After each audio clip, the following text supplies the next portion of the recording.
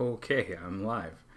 I'm just going to. Today's a pretty easy setup, and I just have one concept that I'm going to share, just so that you know. I'm kind of run into a snag with my computer. It's being weird, so if anything happens, that's probably what's to blame. Which is a little unfortunate. My computer has been a very useful resource during this time. Actually, I probably can show you what it's doing. It's fairly crazy. If I just switch to selfie cam. Ooh. I don't know what I can't tell what you guys are seeing. Yeah. So you can see that on one corner, the computer's going all wavy and crazy. Yeah, so I'm already on with tech support trying to figure out how to get it fixed, but I have a feeling I'm going to have to send this computer in, and then I don't know how I'm going to stream without it. This has been my lifeline to get online during this. Yes, so the question is, am I coming back? Am I coming back next week? I am. So yeah, teachers are told that expected to come back June 1st. So that is Monday. We're coming back, but then students are still attending school by appointment.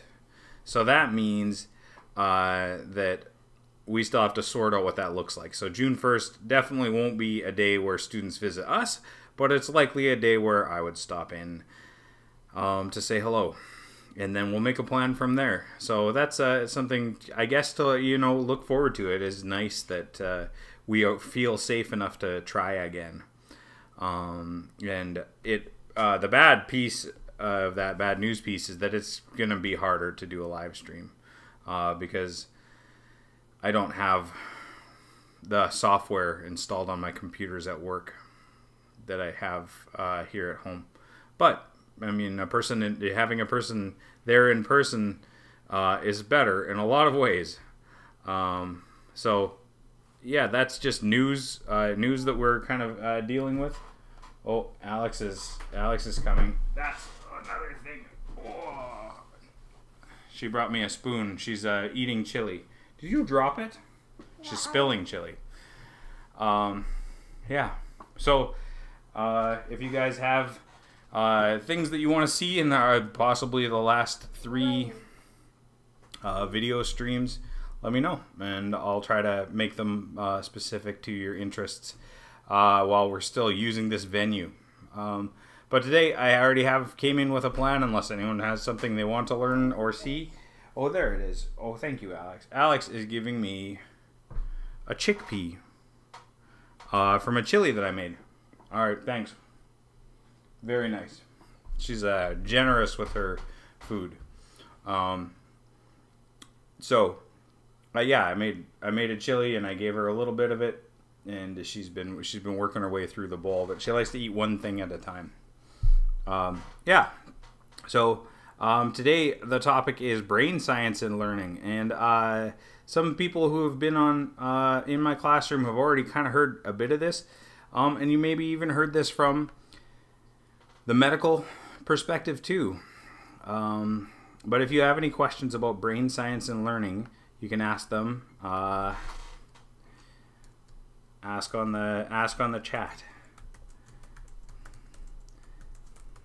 I'm gonna write. Ask on the chat if you have questions. There we go. So, brain science and learning, it is important because as learners, we try to figure out the best way, as teachers and students, we try to figure out the best way to take information that's in the world and get it into, notice that chickpea is a little bit messy. It's how we take information from the world and then get it permanently into our memories so that we can retrieve it for tests, but also for the real test, which is the real world when we get out there. Can we retrieve information and use strategy to improve our interactions with the world? So I have with me today a brain model. It's a half of a brain model, and then I have the miniature kind of like section of the brain. So this is the medulla, and the kind of, they describe this as the lizard brain, the part of the brain that's more primal and less strategic. So it helps to have these models because the models help us to understand what's going on physiologically inside of our body, because our brain is this very weird mix of things. It's an organ inside our body, but it's also our mind. It's when I say me, it's really my brain and my thinking that I'm describing. And I could lose a lot of things, and still, if my brain is intact, I will be me. So it's an interesting way to think about it. But this is kind of handy because this is labeled. This brain is labeled. All of these kind of colors. I'm trying to get that organized so that you guys can see it. So they did this thing with brains that they mapped different sections of the brain in different people and then found some commonalities. So there's parts of the brain that behave a certain way. So if you have an injury in this spot, then your brain won't be able to activate that thing, or won't be able to use it in a strategic way. And so, yeah, they mapped it out. So it's a very weird process for mapping a person's brain, because you don't feel, it doesn't have sense organs. There's not a lot of sensory organs in there. I see a question. Let's see. How does consciousness arise from organic brain parts? It's very good. Good question. So I wish I had the model for this. But a brain is like an organ, right? And so it's sitting there. But the way that it operates is that it sends electric signals. So tiny electric signals go from sections in the brain to other sections in the brain, and it's a very special kind of cell. Nerve cells and brain cells communicate with electricity. So all of them have a purpose, and then they communicate their purpose through electrical impulses across these little gaps.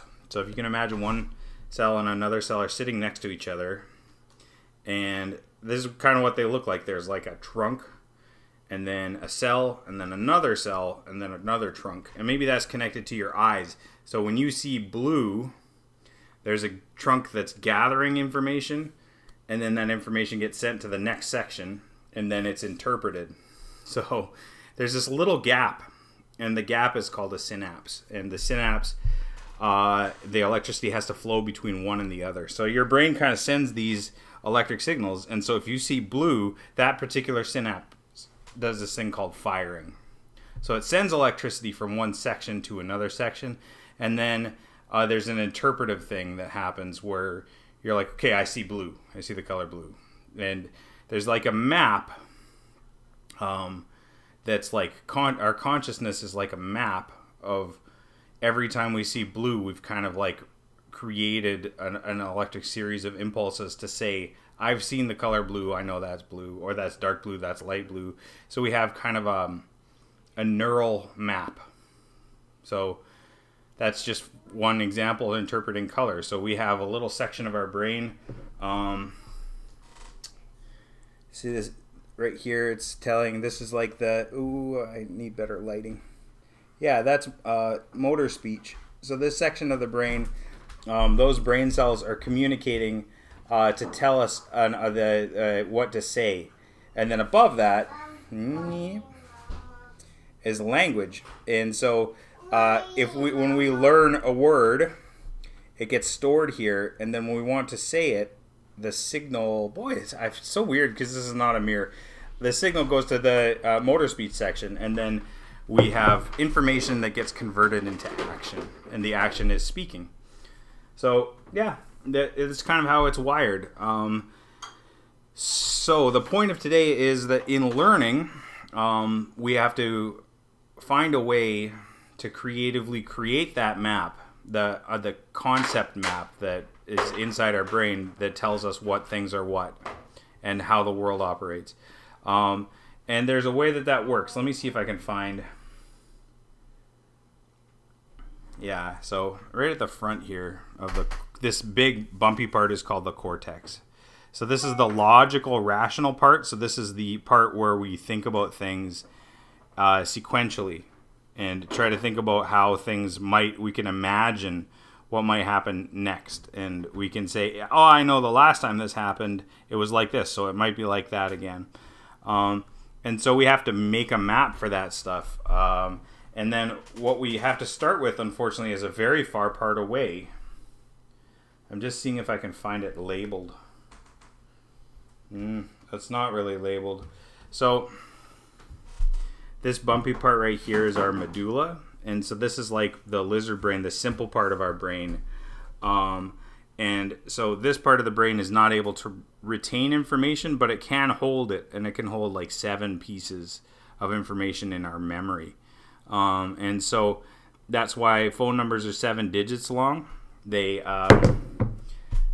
use the 7 digits as something we can quickly and easily remember. And so those 7 digits sit on that simple part of the brain that and then that memory is moved from short-term memory into long-term memory into the rational part of the brain. So in order to do that, we have to just repeat it. We have to repeat short-term memory a whole bunch of times, and then we move those things. Instead of forgetting them, we move them into the conscious memory part of our brain, long-term memory. So when we look up, when I say, when was the last time I ate chili? And then I look up like this, I'm actually kind of like looking at the part of my brain that might remember a date. And so I'm using my long-term memory and I'm trying to retrieve it. Whereas short-term memory, the best way to retrieve it is just to repeat it. So if I get a phone number, I just say it again and again aloud, and then I kind of maybe say it in my mind again and again. And then I might remember it for a couple minutes. And then if I remember it for a couple minutes and say it again, eventually I'll map it to some longer-term memory. And that's how when we study for a test in a single day, that's called cramming. And what we're doing is we're writing information from the short-term memory into the long-term memory and hoping that it sticks. Alex? Oh yeah, okay. So Alex is hoping to go downstairs. So that's the brain, and that's how we learn.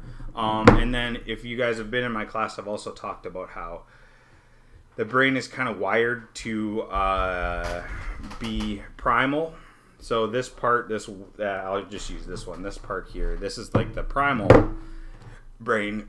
And so these things are automatic responses, no strategy. Usually when this part of the brain is activated, it goes into fight or flight mode. So the idea is that it's like either I can't escape and I need to get my body ready to fight, or I can and I run away. And until this part of the brain switches off and then we get the strategic part back, we can't do any learning. So in a time like this, it can be a challenge because some people are experiencing trauma and frustration and exhaustion and fear. And all of those things switch off this part of the brain. And then they turn on this part of the brain it's not going to have a rational response, and it's not going to have a response where the best outcome will happen, right? Because the best outcome usually is that we make a plan based on what we know the world to be. Boy, I'm warm today. I think it's because I ate spicy chili, to be honest with you. All right. So that's kind of the idea of the brain. If people have questions, you can go ahead and ask those in the comments. I can show you guys while you're thinking of comments. You can questions about brain science and learning. I can show you some other parts of the brain that are interesting. So this is the sensory and speech part of the brain. And one of the things that's challenging if a person has a brain injury in this part of the brain, speech might not work as well. So there's a very interesting TED Talk about a brain scientist who had a stroke, and the stroke affected this part of the brain that does language and speech. And so that part of the brain stopped working, and the person wasn't able to speak, but they were still able to reason. And they found a way to call 911 using other parts of the brain that were still operating to get a doctor to come, an ambulance to come to their house so that they could get medical help. But they were not able to speak because that part of the brain had just stopped functioning. It's a very interesting story. Oh, yeah. So, how do we do that? How do we use knowledge about short and long-term memory, about the firing of synapses and the repetition process to help us in school? And that's a very important, near to my heart, because I believe everybody can learn. And it is a question of using those, understanding your brain, and then using the tricks to get the information to stick. So a couple of things. One is your brain, if you're learning, you don't want to be only using this brain. And so you have to be what's called regulated before you're learning. So if you are in a situation where you are feeling fear or anger or other parts of your brain are distracting, it can be very challenging to learn, and that isn't anybody's fault. It's just a reality that we live in. This needs to be switched off. So we need to feel safe. We need to feel regulated. A trick that's good is to be fed and to have drank water. And it seems like, okay, well, great, I'll eat a breakfast. And my stomach won't distract me. But it's more than that. If your body feels like it's hungry, when you walk into a classroom, you aren't looking for information. Your brain is accidentally looking for food, and so it's wired very differently when it's searching for food in a state of hunger. And so yeah, regulated, so calm and alert, and your basic needs are met. There's a truck driving by. I don't know if you guys can hear that, but yeah. And so that's the first thing. We have to be regulated. There we go. And then the next part is, once we're regulated, then we can start using tricks to get our long-term memory to hold information. So repetition is the best one, but repetition is boring, and it kind of sucks. And so, what a good teacher will try to do is to take tasks and make repetition tasks more enjoyable. So one thing I like to do is to gamify. So if I like a video game, it's because it's created a system that rewards me for work. And a lot of times video games, if you're grinding in a video game, you get some kind of treasure chest at the end. And so I try to structure a classroom to be rewarding so that the repetition process to learn doesn't feel like a grind. And it has like a place where you can rest. You've been working hard, now we rest, let that information sink in, and then we go again. So yeah, that's one thing. If you can turn learning into a game. Oh, I see. There's a hi. I think probably there's multiple people on this chat because it's a nice timing to say hi. But I'm glad you guys are here, and you don't necessarily have to identify who it is that's speaking. That's up to you. But it is nice that we have a couple people checking in. Yeah. So so just to summarize what I've been saying so far, we need to be regulated, as in we need to feel safe, and our body needs need to be taken care of, and then our brain is ready to learn. And then when our brain is ready to learn, then we need to practice. We need to do something 100 times. And there is a bigger piece, which is that if we want to be the master of anything, they've figured it out, and it takes 10,000 hours. So if I play guitar, maybe in the first 100 hours, I'll get good enough that people aren't uncomfortable listening to me. But if I get now 1,000 hours in, I can play a bunch of things that are pretty impressive, and that just keeps me going. And then 10 times that, now I'm a guitar master. And a guitar master is the kind of person where every note they play is a beautiful thing, and they know the theory behind it. And that's when at 10,000 hours, that's when we're gonna start making money with a skill. Oh, there you go. Yeah, I figured that high. I had a guess who that high was. So high back. Yeah. So 10,000 hours, but yeah, in the short term, just like we might memorize a phone number, we can memorize something like the times table. And so the way that I gamify the times table is I encourage kids to use dice. If you have 2 dice that are 9 or 10 sided, and you just roll those and then times the numbers together, try to get an answer, try to get the answer right. And then you do that for hours. You'll have your times table, and then math gets easier. It's amazing how much easier math gets once you have that stuff figured out. That's interesting. My computer's been giving me a lot of grief, but now it's stopped. It's stopped making all those weird lines. So, it's trying to fix itself. I don't know what it's doing, but if it fixes itself, that would be really great news, because I got sad when my computer stopped working. And then when I was sad, I wasn't equipped to learn. That's another one. If we're angry, fearful, sad, those things definitely affect our ability to retain information. Yeah. I think that's everything. We've been going a while. This is a 22-minute video. So, this is our brain. And this is a model of our brain, and it's very interesting how it's mapped. And I could certainly go on and on about how medically the brain is figured out. I see that smile face. That's nice. I like a good smile face. I didn't know. Can you do emojis in that chat? Now I want to do an emoji. Let me see here. Oh, yeah, I see those custom emojis. I'm going to click on one and see if I can get... Oh, let's see. There's... Oh, nice. I'm going to send you guys... There you are. I press enter, right? So there's a... There, I sent you guys a dab. Because it's like that's a 2017 thing to do. Or maybe a teacher thing to do now.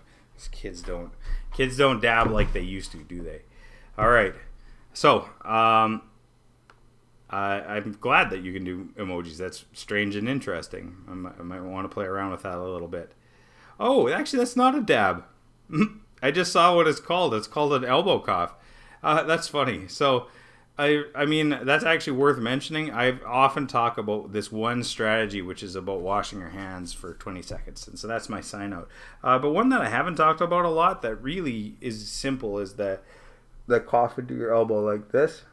Because if I cough into my elbow, then the germs are not going out into the world unless I just touch my elbow. But if I cough into my hands, everything that I touch afterwards is germs. And so that's, COVID careful, but that's also flu careful and cough or like cold careful. So, that's another strategy. If you guys if you haven't practiced it, start practicing that cough and sneeze into your elbow. And that, the little things like that are going to make our world easier to navigate when everything is back to normal, which I know on June 1st, we're getting closer, because there I will be. I'll be in the building, and I will stop in and say hello. I will be wearing a mask and being careful about distance, but we've gotten to a place where we feel like that's safe, and that's something to celebrate. I'm going to sign out now. I appreciate all the engagement. These are some great emojis you guys have been sharing. And like I said, we got 3 more days of live streaming probably before I shut this down. I might still do it once in a while, but I certainly can't do it every day once we're back. So I'm going to sign out like I always do and just tell you guys to remember to wash your hands for 20 seconds at a time and be sure to take care of each other. Thanks for tuning in. Bye.